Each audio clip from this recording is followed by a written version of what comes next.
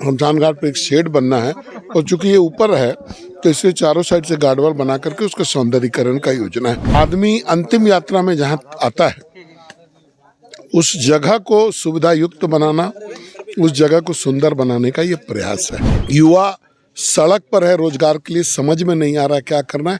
ये हेमंत सरकार के 4 साल की उपलब्धि है। हम लोग तो उन आदिवासियों के हक की लड़ाई लड़ेंगे जो लोग छोड़ के गए हैं। सरकार से हम लोग मांग करते हैं कि उन लोग को डिलिस्ट किया जाए, उनको आदिवासी के श्रेणी से हटाया जाए। नमस्कार, मैं दुर्गेश। अभी हजारीबाग के ही कटकमदाग प्रखंड में सदर विधायक मनीष जायसवाल आए हुए हैं। कई तरह के विकास योजनाओं का इनके द्वारा शिलान्यास किया जा रहा है। आइए इसी विषयों पे इनसे बात करते हैं। किस तरह की योजनाएं हैं, क्या कहेंगे इस विषय में?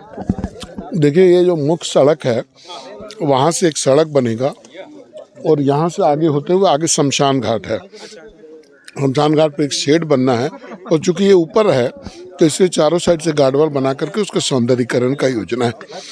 तो आदमी अंतिम यात्रा में जहाँ आता है उस जगह को सुविधा युक्त बनाना, उस जगह को सुंदर बनाने का ये प्रयास है।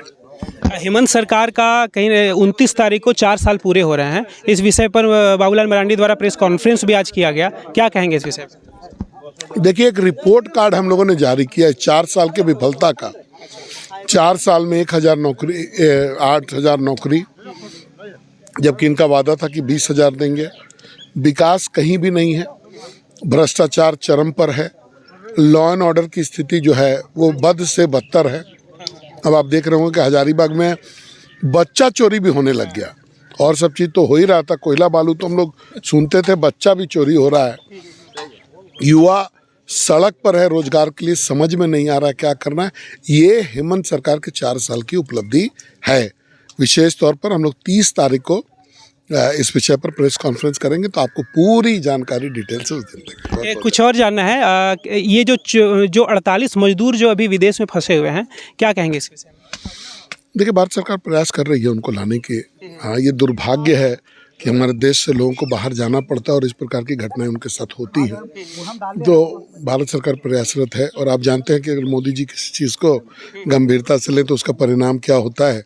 अभी जो टनल में जो फंसे थे लोग मजदूर, उनको देखा होगा कि इतना मशक्कत करके भारत सरकार ने निकालने का काम किया है। तो इन मजदूरों का भी भला जरूर। विधायक जी, डीलिस्टिंग के बारे में थोड़ा बताइए ना, क्या इसका फायदा बीजेपी को विधानसभा और लोकसभा चुनाव में क्या होगा?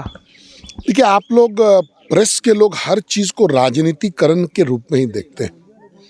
ये डीलिस्टिंग मामला क्या है, सबसे पहले ये समझना चाहिए। ट्राइबल को, जो आदिवासी है, उसको एक प्रकार का सुविधा दिया गया है संविधान में, संविधान निर्माताओं के द्वारा। तो अगर आप अपना जो आपका मूल धर्म है, अगर आप उसको छोड़ करके इस्लाम कबूल कर लेते हैं या आप ईसाई हो जाते हैं, तो क्या आपको उसके बाद भी आदिवासी ट्रीट किया जाना चाहिए क्या? तो अगर आप सोच समझ करके किसी दूसरे धर्म में चले गए हैं तो उस धर्म से संबंधित जो आरक्षण है वो आपको मिलना चाहिए, अगर कोई है तो। आप उसके बाद ट्राइबल रहते नहीं हैं, आप उसके तो इसीलिए समाज, आदिवासी समाज ये मांग कर रहा है, भाजपा नहीं मांग कर रही है।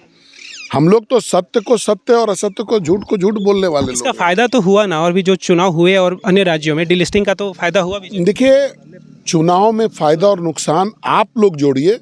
हम लोग तो उन आदिवासियों के हक की लड़ाई लड़ेंगे जो लोग छोड़ के गए हैं। सरकार से हम लोग मांग करते हैं कि उन लोग को डिलिस्ट किया जाए, उनको आदिवासी के श्रेणी से हटाया जाए और उनको ये जो लाभ मिलता है, ट्राइबल आदिवासियों का जो लाभ मिलता है, एसटी होने का जो बेनिफिट है, वो उनसे दूर किया जाए।